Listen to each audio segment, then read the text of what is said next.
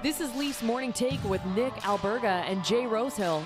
Now we've got a fight started here right off the bat with Rosehill. 30 minutes of live, nonstop Leafs talk starts now.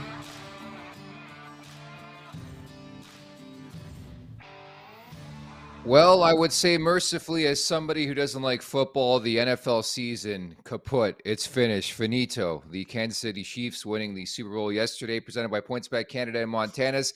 It's the Monday edition of Leafs Morning Take. Nick Alberga and Jay Rosehill with you. And Rosie, I know you're feeling good on this Monday. A couple of your bets hit yesterday. A couple of my bets. I probably laid down 10 or 11, and I think I only missed 2, like the color of the Gatorade and the opening kickoff being a touchback. Everything else hit, and I was on fire. My team won, and then to kick things off and cap it off, the squares. You do those squares ever when you're at a Super Bowl party? I won the whole shebang on the squares too, so just took home all my buddies' cash, which feels phenomenal. In my 33 years on this earth, I don't think I've ever been to a Super Bowl party, ever. Not once. Jesus, man. For a guy that's involved in sports and betting and fun stuff and young and single and Jesus, that's a travesty, man. All you got to do is spend about 10 minutes catching up on who's playing, what's the story here, who do I give a shit about, lay down 2 little bets. They can be $10 and then have a time every Sunday in February. It is an awesome time, dude. It's worth it. I have 2 traditions on Super Bowl Sunday. One of them is taking a nap around like 5 o'clock till 6:30. I hit that this year. And number 2 is going grocery shopping at Walmart. I hit that, dude. It was so quiet. It was phenomenal. And I did hit on my 2 bets. I had Travis Kelce anytime touchdown. I had the Kansas City Chiefs to win that game. So I feel great about life. Did you follow me? No, didn't you pick Philadelphia? No. Oh, okay. Well, I was feeling Kansas City because the GOATs never lose in that league, man. Like, there's no way Mahomes is losing 2 Super Bowls in a row. I thought so, too. I'm like, this kid won a Super Bowl, then he lost one, and now a couple years later, he is like, I think it's his 4th Super Bowl. I'm like, he is dialed, he is mature, he's ready to get it done, and he did, man. That was a wicked game. Riri absolutely brought it. The halftime show I thought was the best one. Well, last year's was unreal too, but really good. That chick is a fucking badass, man. Really like her. Everything about the night was fantastic. I could not be in a better mood. What a way to announce your pregnancy too, by the way. I saw that on social media. She, in fact, did confirm she is pregnant. And what a way to come out and say you're pregnant. Yeah, pretty impressive stuff there. So Rihanna nailed it for me too. Remember to subscribe, tap that like button, leave us a review wherever you're checking us out. And don't forget to visit theleafsnation.com for the very latest on all things Toronto Maple Leafs. Also, as you know, we're in the process of migrating over to our very own YouTube page. We've hit the 400 subscriptions mark, as you see on your screen. Thank you to everybody who's followed along so far and subscribe at the Leafs Nation 401, at the Leafs Nation 401. Also should mention in about 7 minutes or so, Mississauga native Dylan Strome, fresh off signing a 5-year extension with the Washington Capitals, is coming up in 10 minutes or so from now. Again, we'll go over the 3 matchups of the Leafs this season, the upcoming Stadium Series game on Saturday in Raleigh between the Capitals and the Canes. Lots to uncover here with Dylan Strome with the Caps here, Rosie. Yeah, it's going to be good. I want to pick his brain a little bit about a couple of things. Good kid, good Ontario kid. I imagine he followed the Leafs growing up. I want to hear what he has to say. I'm sure there'll be a few token answers about, well, my allegiances are just tied to the Capitals right now. They're a fantastic organization and that type of thing. But you know what? We're going to try to get a little deeper in there and maybe pick his brain on his Super Bowl festivities, see if we can get any dirt from this kid. Stromer's a good speaker. He's a good speaker. I wonder if today's the day Rosie finally shares his Alex Ovechkin Vegas story, or do we leave that for another day, Rosie? I don't want to share it to Stromer because he's going to go right to Ovechkin. And he's going to go, I remember that idiot or something. I want to start the beef. I want to start the beef on this show, but for now, let's get over the boards. We are getting Alex, over we're the getting boards. over There the it boards. is. There it is. Okay, I get it. Super Bowl Sunday yesterday. It was a long, long night. Early morning for dropped producer that Alex. pick. That was out of the blue. Over the board. Yeah, my bad. I know. I was getting forward. I was like, oh shit, we got 5 minutes before Dylan Strome comes on. The Rosie Guarantee. That's where I want to start this show. So on Friday, you're on these airwaves, and you're like, there's 100% the Leafs are winning both these games against Columbus. And 4 periods in, it was actually looking pretty good, right? They were up 2-0 on Saturday, and then they pissed it away. And so they end with a split 3-0, 4-3. Columbus wins on Saturday. What did you think of the weekend, Rosie? Yeah, man. I mean, just overall to split with Columbus is completely unacceptable, man. I keep giving them the benefit of the doubt and saying they've matured. They're not going to do that again. And they just keep disappointing against these bottom of the barrel teams. And the only thing that gives me solace is saying, dude, this is the NHL. And the old adage is always rings true that any team can beat any team at any time. And that's true. I mean, you're just not going to go play the Blue Jackets, and it's just because you're in the top 5 in the league and they're in the bottom 5. You're just not going to go beat them 5-6-1 both nights. It just doesn't work that way. The league is too tight, and the players are too good. And I mean, you're out there. Look at the players. They got players on their team. Their goalie, of course, had the game of his maybe season against us. He played very solid. And goaltenders and stars and guys just tend to do that when they play against us. We've talked about that. But at the end of the day, the Maple Leafs just keep losing to the shittiest fucking teams in the world. And it's just so frustrating. And there's nothing else to say. Pull up their record against the Ducks, the Coyotes, now we're going to go play the Blackhawks. What are you going to do? Get 1 out of 4 points against split? Like it's funny, but the same thing I've been saying, and I think Bieksa said it today this weekend on the feed.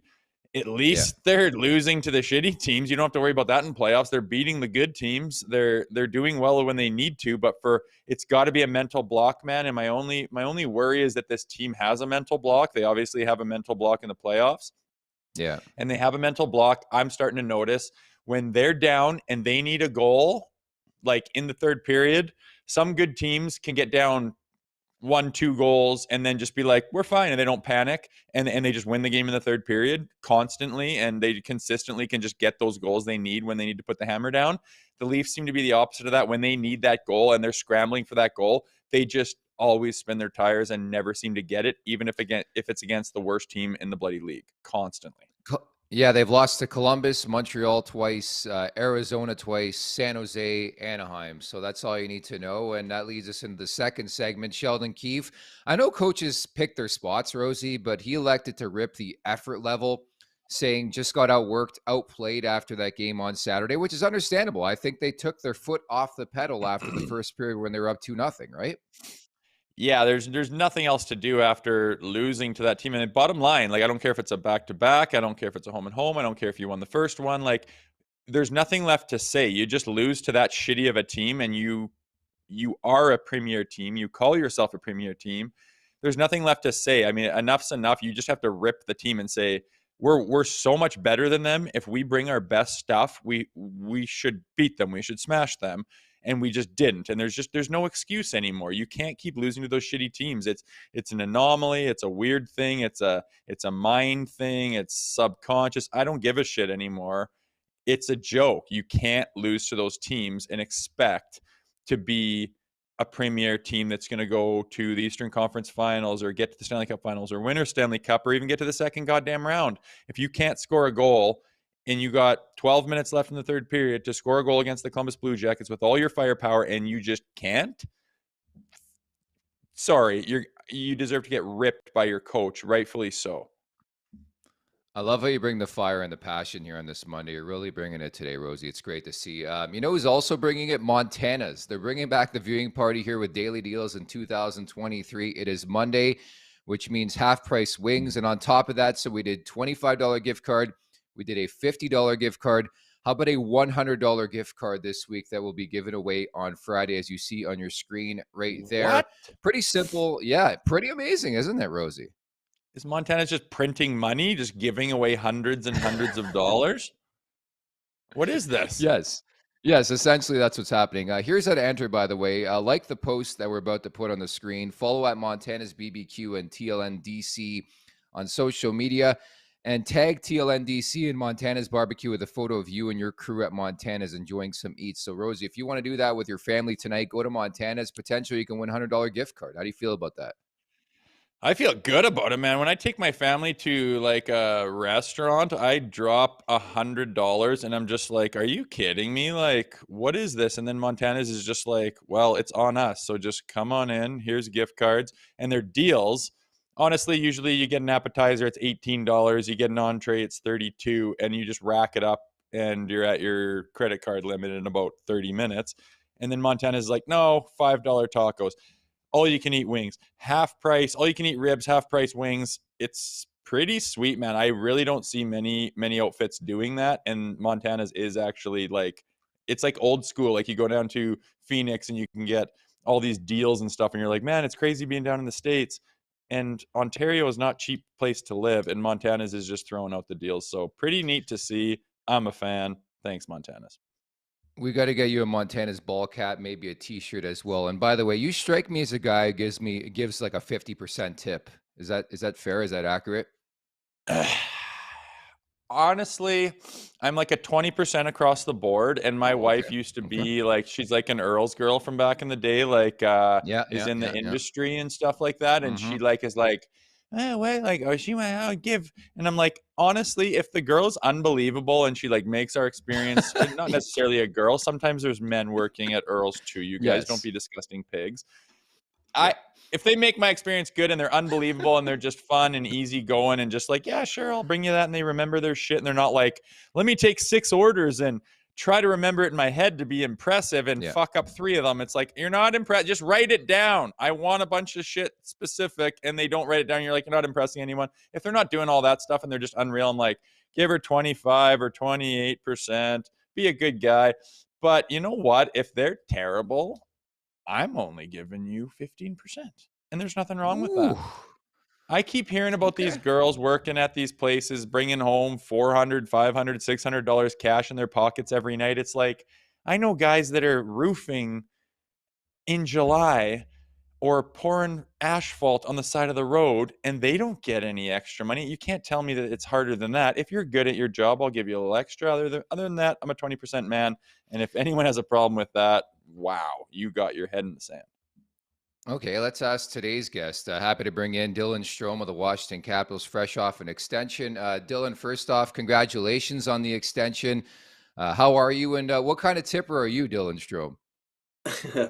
Thanks a lot for having me, guys. Yeah, I feel like I'm a pretty good tipper. At least 20% all the time, and then like Jay was saying there, if they do extra and they make your experience good, I don't think there's anything wrong with going a bit higher. So I try to keep it at 20%. You see sometimes these pictures that go viral of people that tip like $1 or something. So you never want to be that guy that tips too little, especially when you're fortunate enough to make some good money. So Stromer, does it make it a little easier having 25 tickets in your pocket to maybe throw an extra couple of bills the waitress's way? Like, how's that feeling? Well, it's only been like a week and a half since I signed, so there's none of that in there yet. So maybe if you ask me in 5.5 years, then maybe I might have a different answer for you. Okay, can we be honest? Young guy like you, fortunate, small Canadian kid. I know all the ho-hums and everything else, but 25 sheets in your pocket. Is there something that you're just gonna go get that you've always wanted? Maybe it's a watch or a car, or pay off your parents' mortgage, or like, what do you? I mean, let's be honest. You're making more money than the 10-year-old version of you has ever fucking seen. Congratulations, by the way, well deserved. But I always like that when a good kid like you gets that. Is there something kind of special that maybe you'll kind of go out and say, yeah, I wanted this and I'm going to go do it now? I mean, there's not one specific thing. I think when I first signed in the NHL, I like my first contract. I was in Arizona and I kept seeing these the Dodge Challengers everywhere. And my older brother told me that if you want a car, like you're probably going to get it eventually. So don't waste money on a different car. Get the car that you want. So that was kind of my thing that I bought. I still have it. You got a Hemi. It gets a little trickier with the daughter now, but I got the car seat in the back, and we got 2 cars here. So that was like the one thing I bought, and then I was fortunate enough when I got traded to Chicago to hit some bonuses in my first year in Chicago there. So my brother and I talked, and we did pay off our parents' mortgage about 4.5 years ago. So that was something that was really special to them and special to us. And we kind of just kept it low key and did it for them, and they were, very thankful. I think it took a lot of stress off them, putting three kids from Toronto through minor hockey on a, probably the best organization in Toronto, for 7 years for all three of us, is not cheap. So, I think it took a little bit of burden off them, and they can, travel a bit more now and come watch us now. So it was, nice of us to do that, and they were very, very thankful. Oh, that gives me goosebumps, man. I love that shit so much. Just paying off your parents' mortgage. There's probably nothing better you could stroke a check for, man. I love hearing that shit. Yeah, it was awesome. It was good. We kind of did it behind their back. We did the whole, and my parents' good friend is their money manager, and we had to talk to him, and kind of get it figured out. And it's something that I think they'll remember forever. And it was awesome to do, and see the look on their faces. It was it was something that I'll remember forever as well. So, Stromer, you've pretty much locked yourself into history, whether you understood what you were doing or not. And that's because Alex Ovechkin, right? You're there for the next 5 years, and Ovi's chasing this record. Is that something that's talked about a lot in the room? And what's your level of excitement knowing you're likely going to be there for history? Yeah, I mean, it's exciting for sure. I think not as much anymore. It's, it was talked about a little bit less, sorry, I should say a little bit more when he was close into 800 and 801. Not as much now with, being 60 or 65, 70 goals away. So there's still a bit of time, but yeah, it was something that we talked about for sure a lot. It was something that is history, and guys talk about it, and it's fun to be a part of. He's a phenomenal player and a great guy, and everyone's so happy for him. And he's just, you see how excited he gets when other guys score as well. So I think that's something that maybe flies a bit under the radar, is how happy he is for other guys when they score, and then you see how happy he is when he scores. So it's he's a great teammate. There's a reason why he's been a captain for a long time and won a Stanley Cup. So fun to be on his team for sure. Stromer, does anything stand out to you? Like playing with Ovi, we want to pick your brain. Like I've seen pictures of that guy, I mean, at the bar, and his legs are this big. And, does he do anything that just you stand there and watch, and like probably the greatest goal scorer ever? Does he do anything in the gym or before practice, after practice? Does he work on that one-timer on the side? Like, does he do anything that just makes you look at that guy and just be like, he's a freak? I think the one big thing that sticks out is like his stick. I think his stick, like he has that huge blade, and I feel like it's obviously really good for like wrist shots and snap shots. But how hard his slap shot is with that kind of blade, and the tape job he has on his stick. I think everyone obviously sees it's just the kind of the end of his stick, and that's taped, and for him to get that much power on his slap shot, and how much flex he has on his stick, I think that's one thing I noticed. And then in practice, he's not taking too many one-timers on on our defensemen or on our goalies. He's kind of lightens up on it, so it's tough to practice power play sometimes with that's one of our biggest options. So that was one thing I noticed for sure about the stick. Just how quick he can pull it in and shoot it, but also how hard and how accurate his one-timer is. What flex is his twig? Yeah, go ahead. Good question. I should know that, but I don't know that. I'm think it's got to be. You got to look, man. I'm seeing those flex numbers go 90. down to like 50 and 60. Shit, I've never even heard of, man. And I'm wondering, he's a little bit old school. I'm wondering if he's got it up in the 90. But so I many think guys it's in the 90s. Is it? Fuck, good for him. He's old school. I love it. I was just going to add too, I mean, you've had such a crazy journey of teammates and line mates, man. Like Rosie, listen to this. He's played with McDavid, Patrick Kane, and now Alex Ovechkin. Do you ever like pinch yourself, Strome, and you're like, holy shit, how lucky have I been in my career?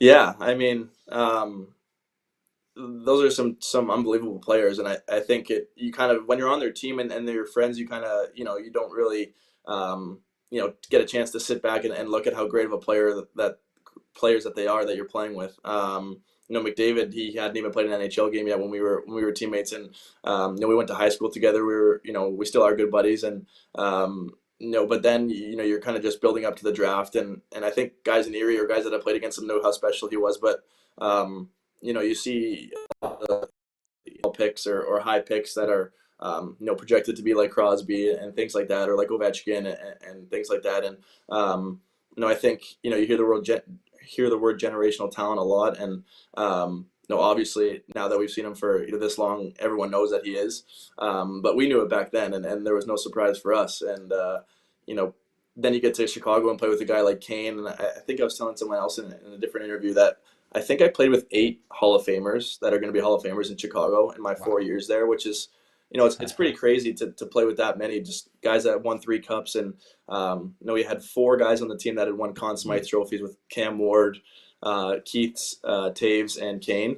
And then throwing a guy like Kunitz, who had the most cups in the NHL with 4 at the time.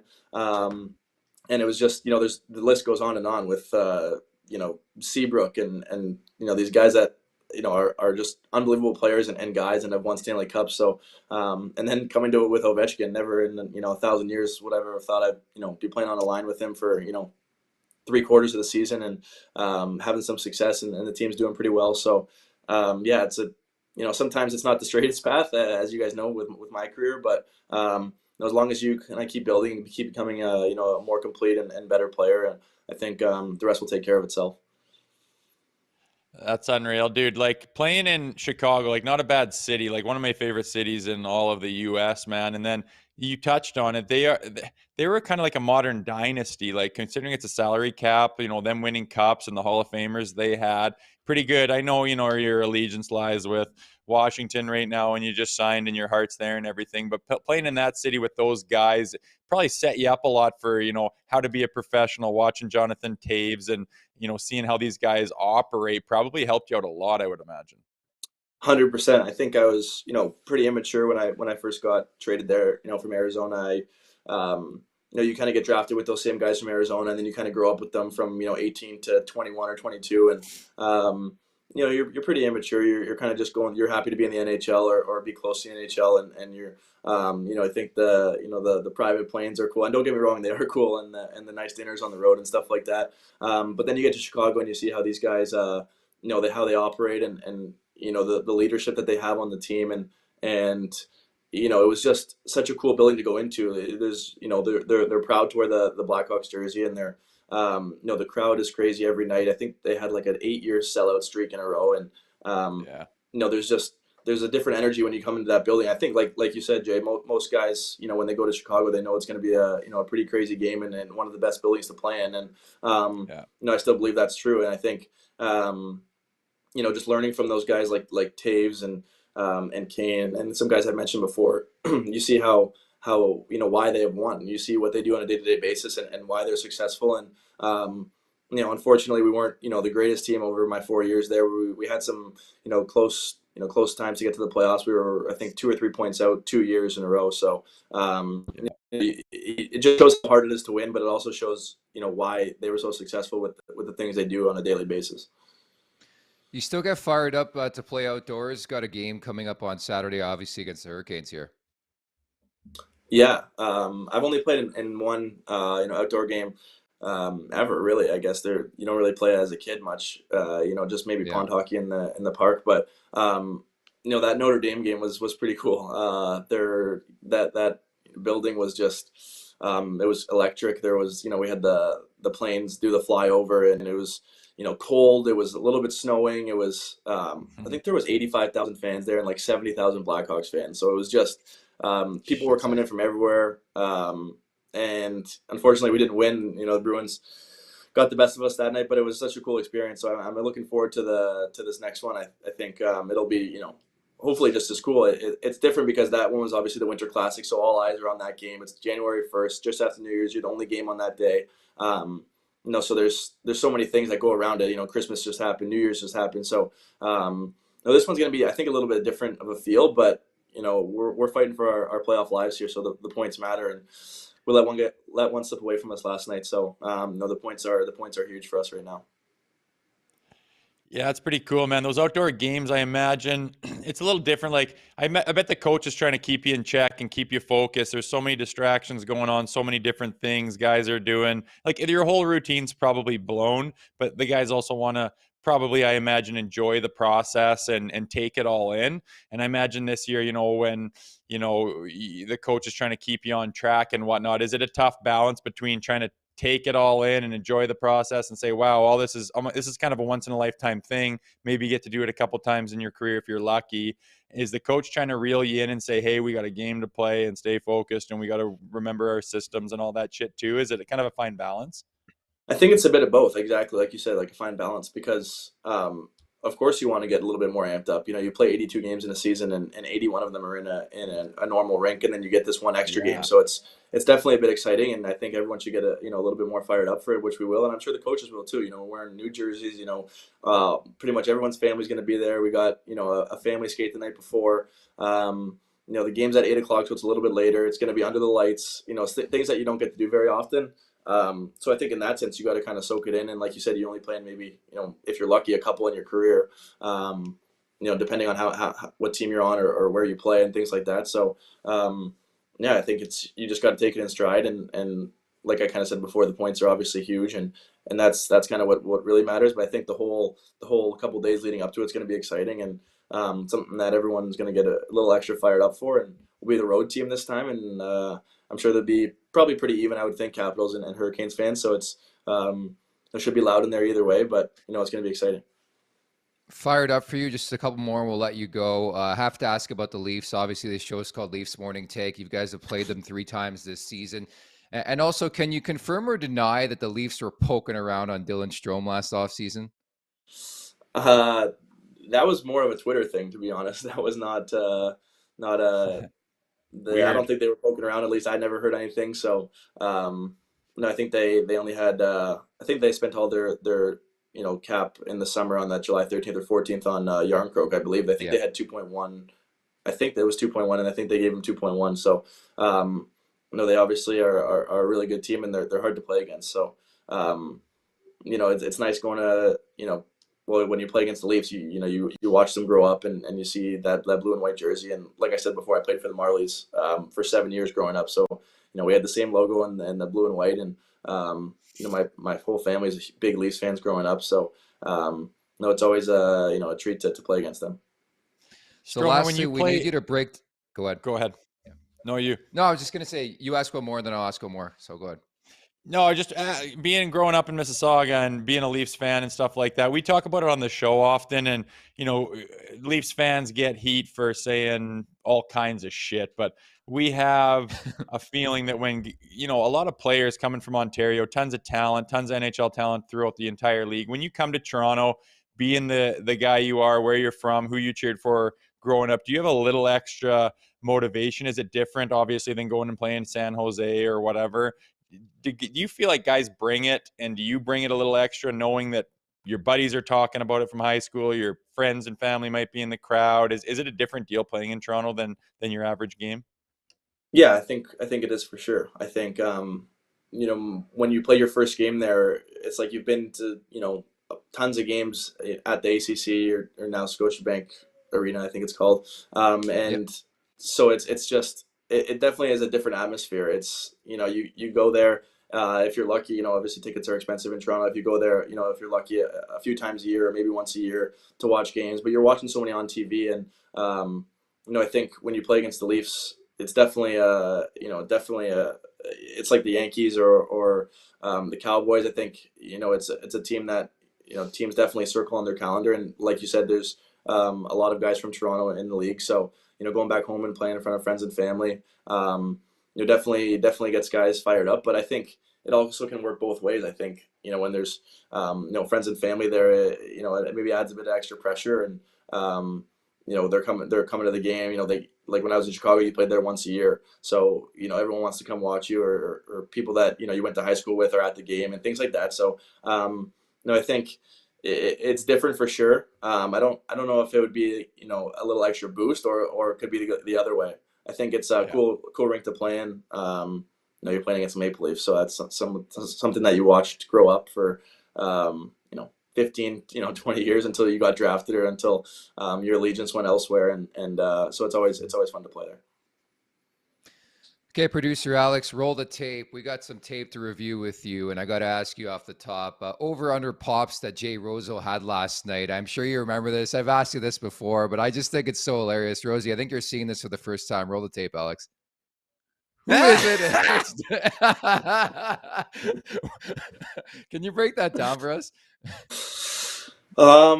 Yeah, I mean, for sure, we had a couple in the crowd and before the game. I think when you go to a Blue Jays game, there's you know, a little extracurriculars that go on. We went to grab a beer before, and then we had a couple. Then that's the bottom of the ninth, and the Jays are down 5-4 to Boston, and you know, it's a rivalry. So you know, it looks like I'm by myself when you watch this video, but I promise there was like 5 or 6 of my friends, and my dad and 2 brothers were next to me. So, you know, we were all kind of yelling, but in just the camera angle, it looks like I'm at the game by myself, just yelling, yelling to the pitcher by myself. But I know the crowd was getting pretty fired up, and at the time, I think the count you see there is 2-0, and the guy just threw pretty high. I think it was on Springer.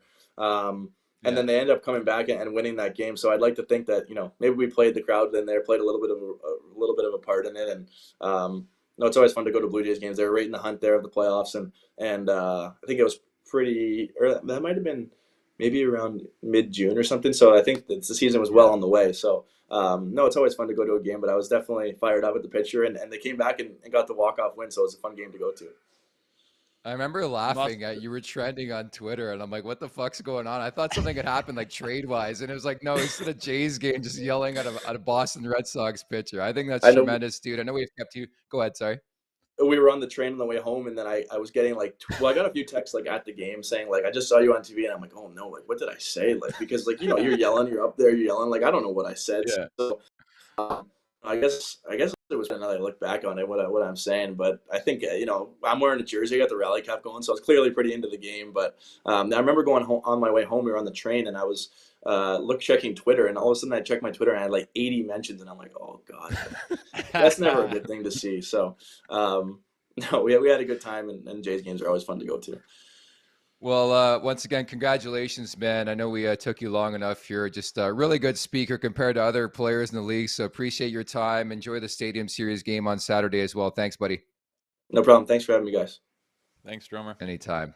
That is Dylan Strome of the Washington Capitals, man. Like, I remember that day so vividly. He was like trending, and I'm like, did something happen? And it's like, no, he was just at the Jays game, probably had a couple pops, and was fired up to watch a Jays Red Sox game.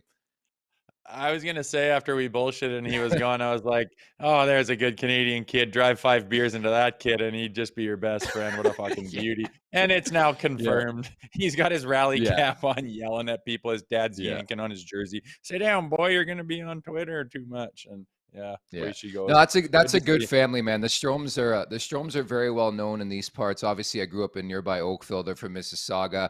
And I was telling Dylan in the summer, actually, the golf course I used to work at when I was 18 or 19, I believe Dylan's uncle or something like that had a membership. So the Stromes would be there all the time. They love their golf. They love their baseball, their sports. So they've been a frequent family around these parts, and very thankful of Dylan to spend some time. I know the Capitals have a busy schedule. They have a Stadium Series game coming up on Sunday.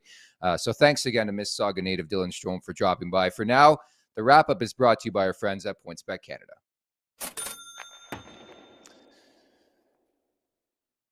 I have to give credit first and foremost where it's due. Rosie, you cleaned up on Friday, so excellent job. Long time coming, though. You were like 0 for 15. It was like me on King West on a Friday night. As if you gave me 15 cracks at it. I was like 0 for 3, and I always swung for the fences. But, man, I need to start my own website or something because I am so on fire right now. Folks, I know I've told you not to put your mortgages on me in the past. It's time that you start doing it. Let's make some real money. I'm on fire. I can't wait for my next one.